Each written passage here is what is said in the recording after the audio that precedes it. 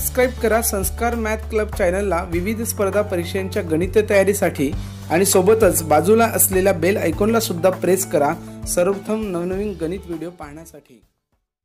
नमस्कार मित्रांनो, सर्वांचं संस्कार मॅथ क्लब मध्ये स्वागत आहे। चला तर मग मित्रांनो, आजच्या या व्हिडिओमध्ये आपण पाहणार आहोत विविध राशी मापन करण्यासाठी म्हणजेच लांबी, वस्तुमान आणि धारकता यांचे एकके एकमेकांत परस्पर रूपांतर करत असताना आपल्याला ज्या अडचणी येतात त्या अडचणी या व्हिडिओच्या माध्यमातून, या सारणीच्या माध्यमातून कसं सॉल्व करायचं याविषयीची सविस्तर चर्चा आपण या घटकामध्ये करणार आहोत मित्रांनो।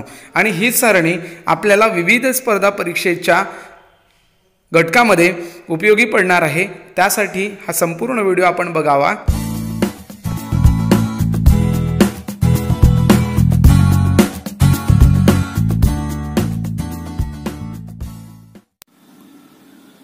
चला तर मग मित्रांनो, या ठिकाणी आपण एक चार्ट बघणार आहोत आणि एक तक्ता आपण इकडे घेतलेला आहे। त्या तक्त्याचा आपण सविस्तर अभ्यास या व्हिडिओमध्ये करणार आहोत, जेणेकरून कुठल्याही स्पर्धा परीक्षेमध्ये, नवोदय परीक्षा असो, स्कॉलरशिप परीक्षा किंवा आपण पोलीस भरती, विविध स्पर्धा परीक्षा किंवा नोकरीसाठी आपण परीक्षा देत असाल तर अशा वेळेला आपल्याला विविध परिमाणे मोजण्यासाठी, विविध राशी मोजण्यासाठी आपल्याला काही एककांचा अभ्यास करावा लागतो। आणि या ठिकाणी आपण जे तीन म्हणजे घटक घेतलेले आहेत, तीन राशी घेतलेल्या आहेत की लांबी, वस्तुमान आणि धारकता। याला इंग्रजीत काय म्हणतात त्यांची पण नावे इथे आपण लिहिलेली आहेत।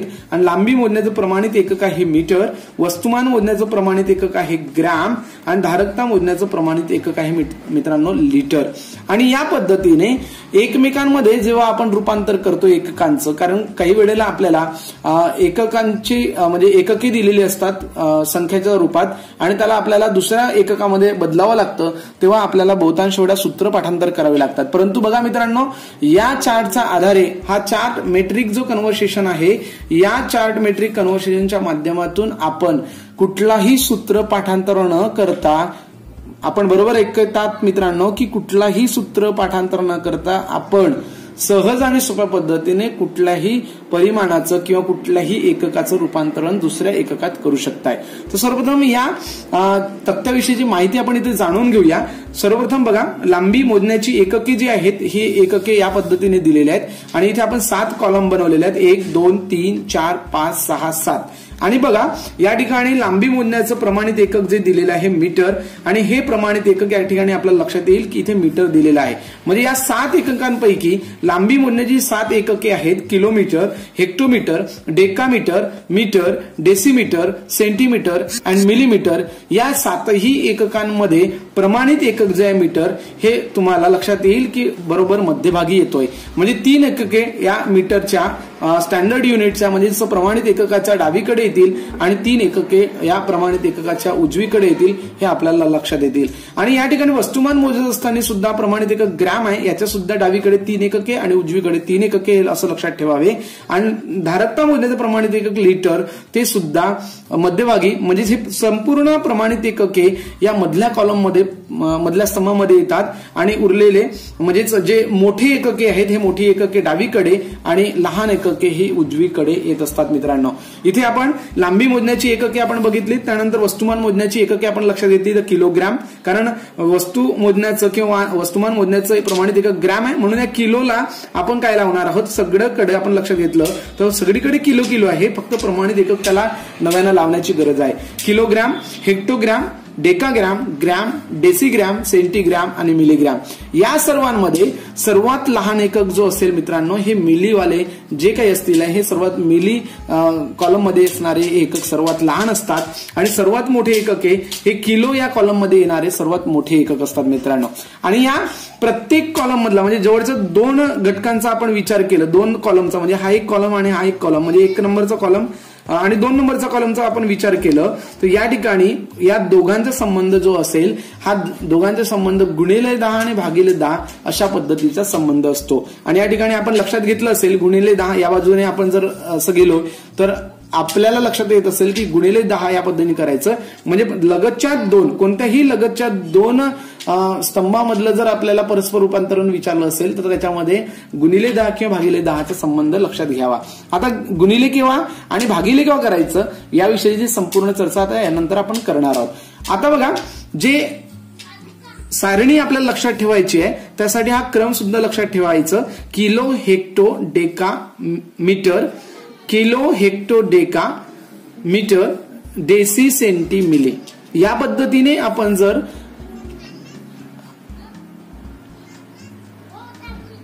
क्रम लक्षात ठेवलं तर नक्कीच आपल्याला हे बाकीची संपूर्ण सारणी लक्षात ठेवता येईल. ही पाठांतर सुद्धा करण्याची गरज बसणार नाही मित्रांनो. आता बघा, या ठिकाणी लक्षात ठेवण्यासाठी इथे एक आपण ट्रिक पण घेतलेली आहे की पहिला कॉलम जो आहे तो किलोचा आहे म्हणून त्याला आपण किंग म्हटलेला आहे, म्हणजे सर्वात मोठं एकक. त्यानंतर हेक्टोला एच फॉर हेक्टो आणि एच फॉर हेनरी असं लिहिलेलं आहे. De for deca, D for died असं केलेलं आहे.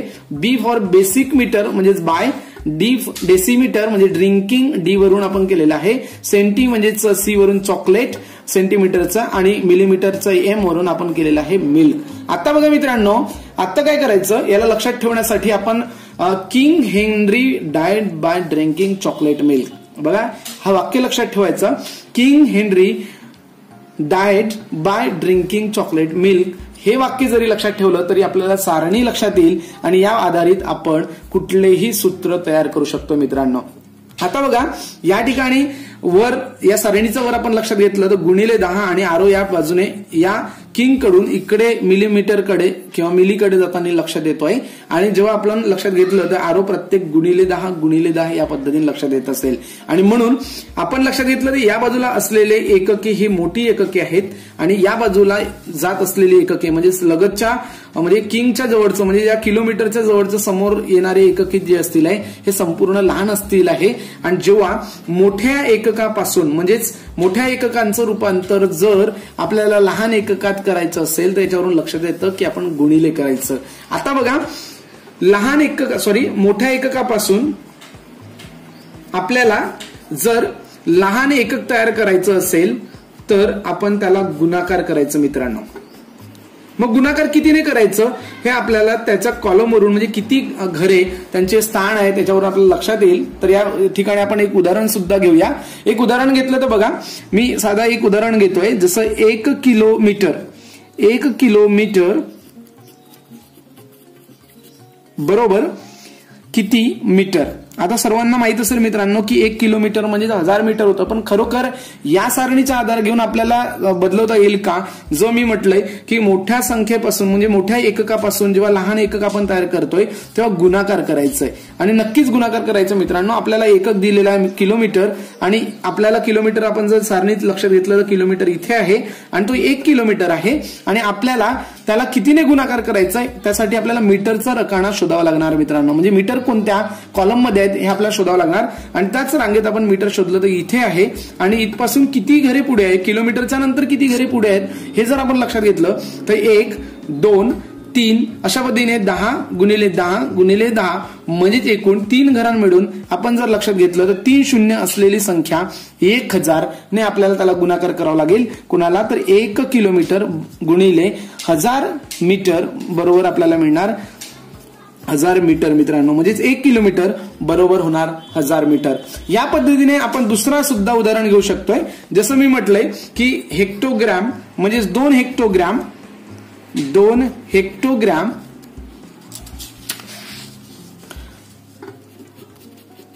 म्हणजे किती डेसिग्रॅम. बघा बरोबर मित्रांनो, थोडंसं काळजीपूर्वक लक्षात घ्या, काहीही गोंधळून जाण्याची गरज नाही. मला हा सूत्र पाठांतर जरी नसेल किंवा तुम्हाला सुद्धा पाठांतर नसेल तरी या सारणीच्या आधारे आपण हा सूत्र सहज आणि सोप्या पद्धतीने लक्षात घेऊ शकता. बघा 2 हेक्टोग्रॅम आपल्याला विचारलेला आहे की डेसिग्रॅम मध्ये आपल्याला रूपांतर करायचं आहे. तर हेक्टोग्रॅम कुठे दिलेला आहे आपण विचारात घेतलं तर हेक्टोग्रॅम इथे दिलेला आहे आणि हेक्टोग्रॅम पासून आपल्याला डेसिग्रॅम बनवायचं आहे. म्हणजेच डावीकडून उजवीकडे जायचं आहे. म्हणजे या दिशेने आपल्याला जावायचं आहे आणि या दिशेने जावायचं असल्यामुळे आपण किती घरे गेलो पुढे आपण जर लक्षात घेतलं तर हेक्टोग्रॅम नंतर 1, 2, 3 डेसिग्रॅम पर्यंत 3 कॉलम आपल्याला पुढे जावं लागणार आहे, म्हणून 3 शून्य असलेली संख्या आपण जर विचारात घेतली तर 2 गुणिले 2 हेक्टोग्राम गुणिले 3 शून्य असलेली संख्या 1000 बरोबर 2000 डेसिग्राम होणार मित्रांनो. म्हणजे अशा पद्धतीने आपण या सारणीचा आधार घेऊन सहज आणि सोप्या पद्धतीने सूत्रांचं किंवा एककांचं एकमेकांत परस्पर रूपांतर करू शकतोय. तर या ठिकाणी बघा, मोठ्या एककांपासून लहान एकक जर तयार करायचं असेल तर आपण गुणाकार करायचं, तर याचा उलट लहान एककापासून जर मोठं एकक आपल्याला तयार करायचं असेल तर त्या ठिकाणी आपण उलट क्रिया करायची, भागाकाराची क्रिया आपल्याला करावं लागणार आहे आणि हे संपूर्ण दशमान परिमाणावर आधारित असणार आहे. आणि म्हणून या ठिकाणी सुद्धा आपण एक उदाहरण घेऊया. समजा मला जर 10 मिलीग्राम दिलेले आहे, 10 मिलीग्राम बरोबर किती डेकाग्राम असं विचारलेलं आहे मित्रांनो. आणि 10 मिलीग्राम, सर्वप्रथम मिलीग्राम कुठे आहे हे आपल्याला शोधावं लागणार आहे.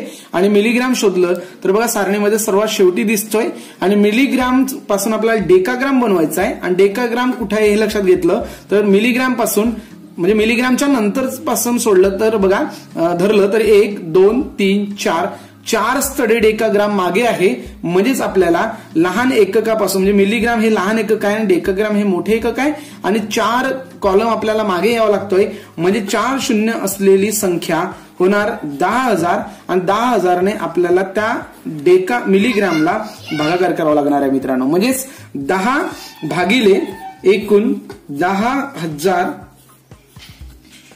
ने भागाकार करावा लागणार. 10,000 ने का भागाकार करायचंय हे आधीच सांगितलंय की मिलीग्राम पासून डेकाग्राम याचं अंतर 4 घरापर्यंत आहे. म्हणजे 1 2 3 4 ज्याच्यापासून आपल्याला घ्यायचं आहे तिथून मोजायचं नाही, त्याला सोडून मोजायचं. म्हणजे 1 2 3 4 असे 10,000 आपण भागाकार केलं तर आपल्याला मिळेल. 1 शून्य कॅन्सल होईल आणि इथे 3 शून्य उरतील आहे. म्हणून एक अंक आपल्याला ऑलरेडी आहे. म्हणजे 3 स्थळे आपल्याला घ्यावा लागणार दशांश चिन्हासाठी.